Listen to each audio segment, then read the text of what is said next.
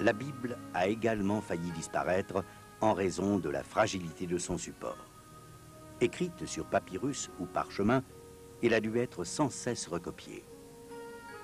Durant des siècles, l'écriture sainte est transmise grâce à la persévérance et à la minutie des scribes et des copistes, jusqu'à l'invention de l'imprimerie. Le premier livre imprimé par Gutenberg est une Bible. Devenue le livre le plus diffusé de tous les temps, la Bible est aujourd'hui reproduite d'une manière exacte grâce à l'imprimerie. Mais peut-on se fier à des manuscrits recopiés à la main durant des centaines d'années? Le texte hébreu de l'Ancien Testament n'a-t-il pas été modifié et altéré par rapport au texte original? La question se posait jusqu'en 1947, l'année d'une découverte archéologique absolument unique dans les annales paléographiques. Celle des manuscrits de la mer Morte, trouvés dans les grottes de Qumran. De même que Dieu a gardé son peuple durant des siècles de dispersion, de persécution et de pogrom, de même il a préservé sa parole, la Bible, transmise fidèlement jusqu'à nos jours.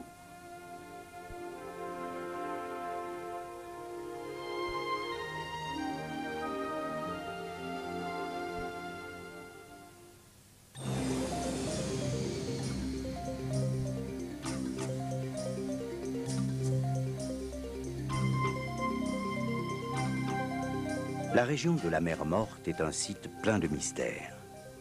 Dans ce lac salé qui stagne à près de 400 mètres au-dessous du niveau de la mer, on ne trouve ni poissons, ni crustacés, ni algues, ni coraux. L'eau de la mer Morte contient 26% de sel, 4 fois plus que dans les océans. C'est le point le plus bas de la Terre, une des régions les plus chaudes et les plus arides, l'antichambre de l'enfer. Par contre, c'est le seul endroit au monde où l'on ne risque pas de se noyer. Le nageur flotte littéralement et ne peut s'enfoncer dans ce liquide visqueux qui possède aussi des vertus curatives. Les hôtels modernes accueillent les touristes, mais aussi les curistes qui viennent ici soigner certaines maladies de la peau.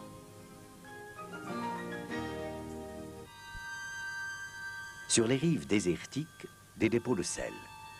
Spectacle fascinant et inquiétant à la fois. L'air est chargé d'odeurs désagréables. Il sent le pétrole et le soufre. Les Hébreux qui vivaient dans cette région nous ont laissé d'étranges informations sur cette mer qu'ils appelaient mer salée. Plus tard, Flavius Joseph l'appelle aussi lac asphaltite, faisant écho au récit de la Genèse qui précise que cette vallée était recouverte de puits de bitume.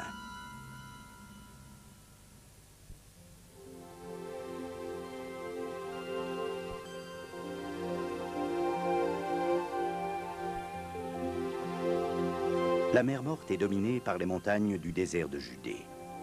Seuls les Bédouins trouvent les ressources nécessaires pour vivre dans cet environnement hostile. Depuis des siècles, leur vie n'a pas changé. Ils campent sous tente, se déplacent à dos d'âne ou de chameau et vivent de leurs maigres troupeaux. C'est ici, en bordure du désert de Judée et sur les rives nord de la mer Morte, qu'un berger bédouin, Mohamed Heddib, fait l'une des plus grandes découvertes archéologiques de tous les temps. Il trouve des jarres, certaines coiffées de couvercles. Elles contiennent des manuscrits en hébreu. Ils seront appelés les rouleaux ou les manuscrits de la mer Morte. L'une des découvertes les plus extraordinaires de notre siècle fut faite ici, près de la mer Morte, à Qumran. En effet, en 1947, un berger, cherchant une chèvre ou un mouton, a découvert dans des grottes taillées dans la paroi rocheuse, des jarres contenant des manuscrits. Ces manuscrits arrivèrent à Bethléem et l'antiquaire qui les reçut se mit en rapport avec le professeur Soukénique de l'université hébraïque de Jérusalem. C'était le seul professeur à l'époque versé dans l'écriture ancienne. Et il s'est aperçu que ces manuscrits avaient une grande valeur et qu'ils dataient du IIe siècle avant notre ère. Il s'est procuré 3 manuscrits, mais comme nous étions en 1947 et que l'ONU venait de déclarer la création de 2 États en Palestine, un État pour les Juifs, un État pour les Arabes, il fut impossible du jour au lendemain de se rendre de Jérusalem à Bethléem sans danger. Un prêtre d'une église syriaque achètera les 4 rouleaux que le professeur Soukenik ne pouvait plus se procurer et essaiera de les vendre pour 400 000 $ aux États-Unis. Yigael Yadin, fils du grand professeur juif, se rendit aux États-Unis pour donner des conférences sur les manuscrits de la mer Morte. Il trouvera à New York, dans un des journaux, une annonce, 4 manuscrits de la mer Morte en vente. Et pour le compte du gouvernement israélien, il se les procurera pour 250 000 $. Donc voici comment 4 rouleaux qu'Israël allait perdre sont revenus au musée d'Israël. Après 1900 ans passés à Qumran, les précieux manuscrits vont suivre un parcours rocambolesque. Les Bédouins, après avoir fouillé d'autres grottes, vendent les rouleaux pour 65 $ à un antiquaire de Bethléem. En 1947, les Anglais renforcent leur présence en Palestine. Jérusalem est en état de guerre. Les attentats se succèdent. Elazar Soukenik, professeur d'archéologie à l'Université hébraïque de Jérusalem, apprend l'existence des manuscrits et désire rencontrer le marchand d'antiquités. Mais la situation est explosive. Jérusalem, à population mixte, juive et arabe, est coupée en deux. Les Britanniques érigent des barrages. Pour aller d'une zone à l'autre, il faut un laissez-passer militaire. Aucun des deux hommes ne peut obtenir un tel papier. Ils se retrouvent donc au barrage entre les deux secteurs. Dans un no man's land, au travers des barbelés, Soukenik devine qu'il s'agit de vieux manuscrits bibliques. Alors que les bus sont attaqués par les terroristes arabes, il se rend à Bethléem au risque de sa vie. Le même jour où les Nations Unies votent le partage de la Palestine, qui débouchera sur une guerre sanglante, Soukenik rachète les 3 rouleaux pour 325 $. À Jérusalem, d'autres rouleaux retrouvés par des Bédouins sont achetés par le métropolite syrien, l'évêque Athanase Samuel. À cause de la guerre, l'évêque quitte la Palestine. Les manuscrits traversent l'Atlantique et arrivent à New York. Soukenik perd leurs traces pendant 4 ans et meurt sans avoir pu les récupérer. Le 1er juin 1954, un lecteur attentif du Wall Street Journal pouvait trouver cette annonce stupéfiante. Les 4 manuscrits de la mer Morte. Les manuscrits bibliques datant du IIe siècle avant Jésus-Christ sont à vendre. Ce pourrait être un cadeau idéal pour une institution religieuse ou éducative. Yigael Yadin, ex-chef d'état-major de l'armée israélienne devenu archéologue, se rend à l'hôtel Waldorf Astoria pour une délicate négociation avec l'évêque Samuel. Le marché est conclu pour 250 000 $. Les manuscrits sont dans le coffre de l'hôtel. Ils sont reconnus authentiques et remis contre paiement. Le jour suivant, ils sont en route pour Israël.